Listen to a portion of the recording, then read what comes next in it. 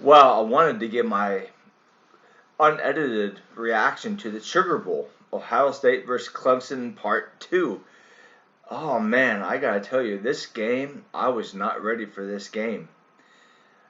Clemson was, they were big favorites. They were 7 point favorites. I think the line even got to 7.5. I mean, Clemson was the team.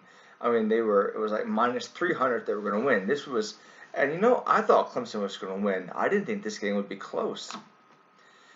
Last year, Ohio State was better than Clemson, and it took the refs. It took Ohio State not scoring touchdowns but field goals, and it just took a lot of mistakes for Clemson even to win that game. But even with the refs and everything else against Ohio State, they still were driving in for the touchdown at the end of the game. Now, if they would have scored, Clemson might have scored back. So I'm just saying that game last year. I'm sitting there, and it's obvious the best team didn't win to my eyes, and I was surprised because I thought Clemson was the better team. Anyway, this year comes, and I'm thinking, okay, without Chase Young, without two cornerbacks to go in the first round, without Dobbins, without those four players, Ohio State didn't have much of a chance. I've seen every Ohio State game this year. Their secondary is not very good. Wade is not doing very good on the wide receivers compared to a slot position. And I gotta tell you, this game was a shocker to me. This was a one-sided beatdown with Ohio State swinging the hammer. This wasn't even close. In football, there's college open and then there's pro open. If you know football, you know what I'm talking about. Like receivers, if they're college open, they're wide open. Now they're professional open, they're just slightly open. Justin Fields was making professional throws, the receivers, the tight ends that were just open a little bit. It was crazy. I mean, Trevor Lawrence is the number one pick, but for that one game, Justin Fields was a much better quarterback. He outplayed Trevor in all phases of the game. Justin Fields at his best is better than Lawrence at his best, I think. I think Justin Fields has a higher ceiling. Now, I think he has a lower basement too. But I, you know, I went into that game thinking that Clemson was, you know, they're on pace to battle Alabama to see who was the better team, and Ohio State steamrolled them. There's some Clemson fans that complain about Ohio State only played 6 games, and that's such an advantage. That's hogwash. That's not an advantage. If you played football, if you know that much about football, which a lot of people on message sites that never played football, is if you're a little scrawny guy and you never played football, listen to guys that played football. 6 games. If you only played 6 games, that's not an advantage. That's a disadvantage. Okay, say you play 11 games. Yes, you have more of a room for getting injuries. Say you get guys that aren't available. Say you get one or two guys that aren't available because of injury. Do you know that having one or two guys, as long as it's not your quarterback, not available, but if you played 11 games compared to 6, you're in the driver's seat. And I don't think anybody was unavailable for Clemson except the guy who got targeting for the game before. But maybe you did. I don't know. I don't follow Clemson every game. But maybe if I did, I would see that Ohio State was better. I read one fan say that 9 out of 10 times Clemson wins that game. How do you lose by 21 points?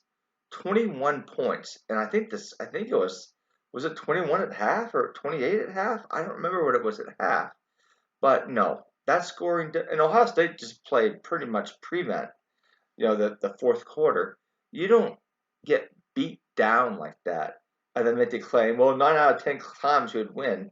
Ohio State was at a disadvantage. They only played 6 games.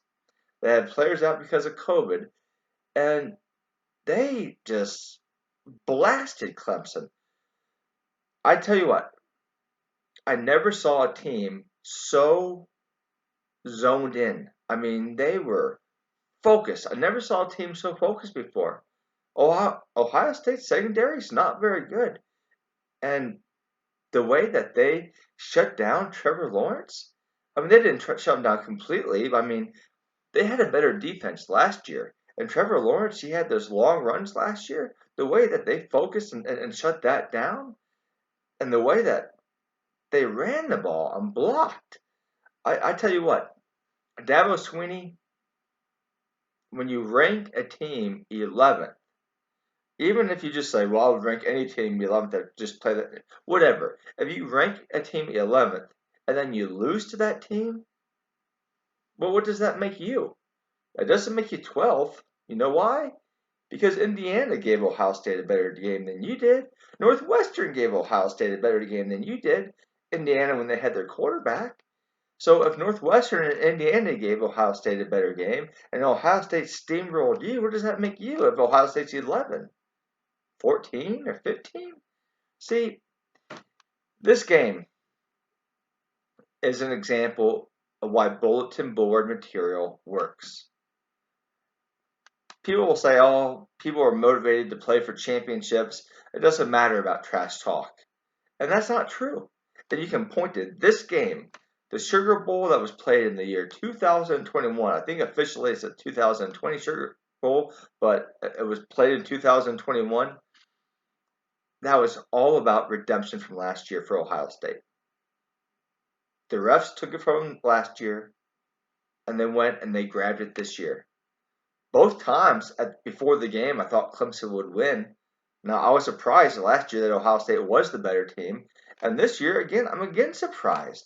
I mean, the ACC must really be down. And I guess when the conference is down and then you have two teams that are above average, Notre Dame and Clemson, I guess that makes them look good. But I tell you what, Alabama and Ohio State, they are definitely the best two teams in college football, but I was surprised. I was surprised at Fields.